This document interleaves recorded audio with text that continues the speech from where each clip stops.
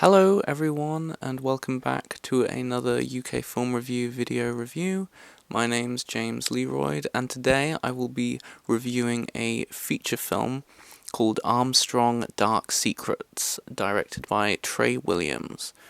This is a gritty crime drama about a whole host of characters. It's a real expansive ensemble filled with lots of different interweaving storylines, but with the central and inciting one being an incident of gun violence where two men are left in potentially critical condition, and we see the response of all of those around them and how they deal with it. But then as the story progresses and it starts to build and build its details, it becomes a lot more about the sort of criminal scene and about gang warfare and revenge and just the nature of violence. So yeah, this is a really interesting and ambitious movie, which I responded to very positively, but I did find elements of it slightly conflicting. So to get those conflicting elements out of the way, on a technical level, some of my reservations were that there were slight issues with the sound design, in terms of sort of continuity between shots, and also the lighting I thought was occasionally slightly flat, but for the most part it's a well shot film. But outside of those technical things, for at least the first hour and 20 minutes, and this is a 1 hour 50-minute film, for at least the first hour and 20 minutes I was completely on board with pretty much everything I was watching. I was enjoying most every performance and was really engaged by how the filmmaker was crafting suspense and also juggling all these different points of view in terms of the main subjects and ideas that the screenplay is playing with. And this is a really strong and, as I say, ambitious screenplay. And so I think probably my favourite aspect is that in the beginning we get these two contrasting perspectives of two women who are connected to the two men who have been shot, and we quickly come to realise that these two are enemies and that this is unknown to the two female characters, but at the hospital they get to know each other and they form a sort of bond, but the nature of that bond maybe isn't completely clear to them until later in the story.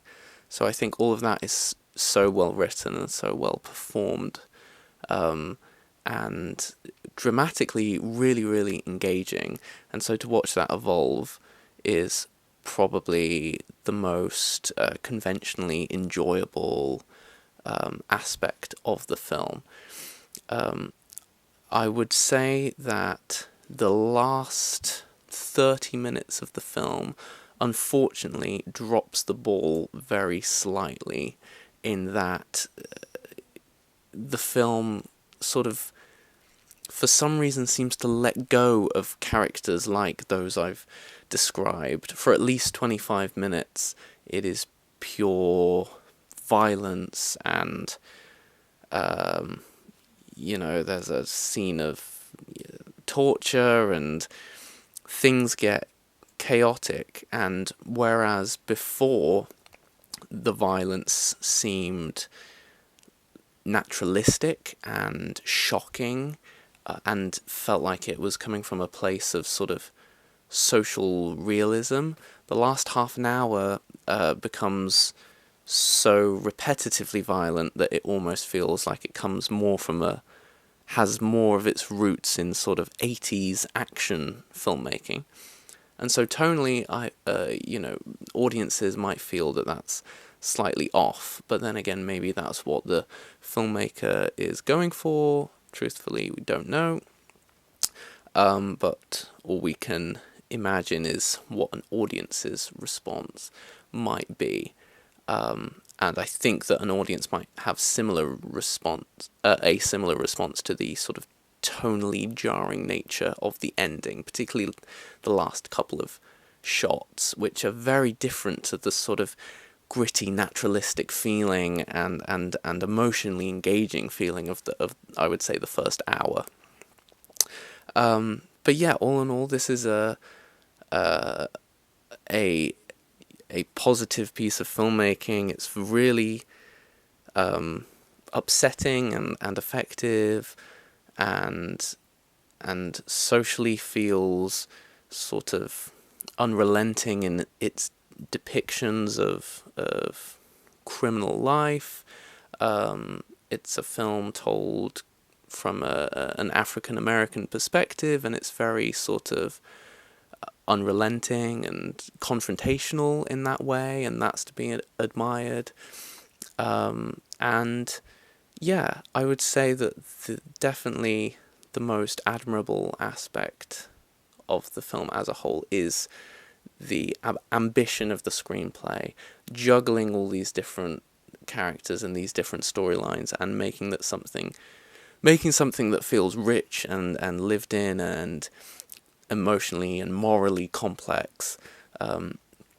All of this is really exciting to see from a relatively low budget movie. So any reservations with the final 30 minutes? I honestly think the best version of this film is 80 minutes long, and cuts down some of the sort of just chaos of the last half an hour, because it becomes very confusing and you get a little numb to it, and you miss the characters that you want to think about and follow and understand the sort of emotional relevance of their journeys. So in that way, I suppose the editing and also the screenplay could have done with a touch up, but the ambition and positive aspects of both cannot be denied, and I enjoyed this movie very much.